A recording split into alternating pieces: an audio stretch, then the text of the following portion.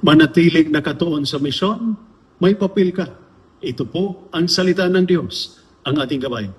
Ngayon po ay Sunday, May 3, 2026, ng ikalimang linggo ng Pasko ng Pagkabuhay. Isa sa pinakamahirap na laban ninyo ay hindi lang sa labas, kundi sa loob.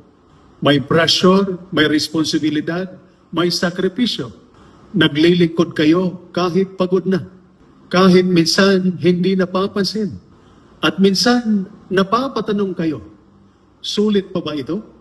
At malinaw ang sagot ng Diyos sa pamamagitan ng ating mga pagbasa sa araw na ito. Oo, dahil may mission ka. Sa unang pagbasa mula sa Gawa ng mga Apostol, chapter 6, verses 1 to 7, nagkaroon ng problema ang mga apostol. Reklamo, pressure, maraming gawain.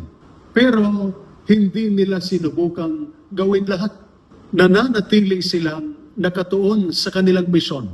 Ito ay nagpapaalala sa atin na hindi lahat na humihingi ng atensyon mo ay dapat mong pagtuunan. Ang mabuting sundalo ay alam ang kanyang papel at nananatili dito. Sa ikalawang pagbasa mula sa unang sulat ni San Pedro, chapter 2, verses 4 to 9, sinabi ni San Pedro, kayo ay bayang pinili. Ibig sabihin, hindi ka lang nagtatrabaho. Pinili ka para sa isang layunin. May halaga ang tungkulin mo. May halaga ang sakripisyo mo. Kahit walang pumapalakpak, nakikita ka ng Diyos.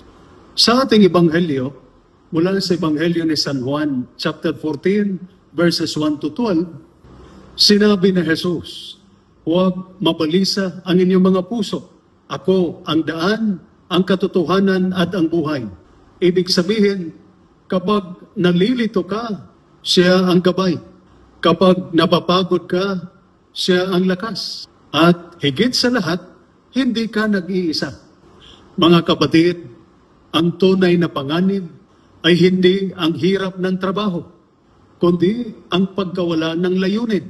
Dahil ang trabaho na walang saysay ay nagdadala ng burnout. Ang serbisyo na walang Diyos ay ang kawalan ng laman.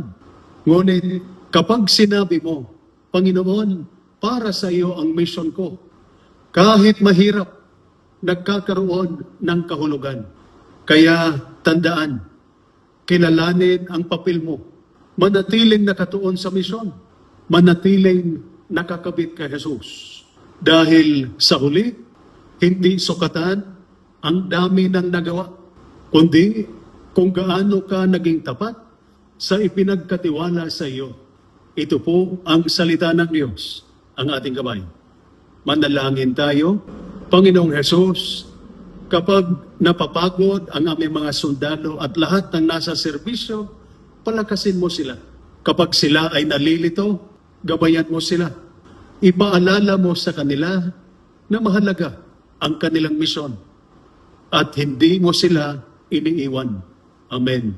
At sumainyo at sa inyong pamilya ang pagpapala ng makapangyarihang Diyos, Ama, Anak, at Espiritu Santo. Amen.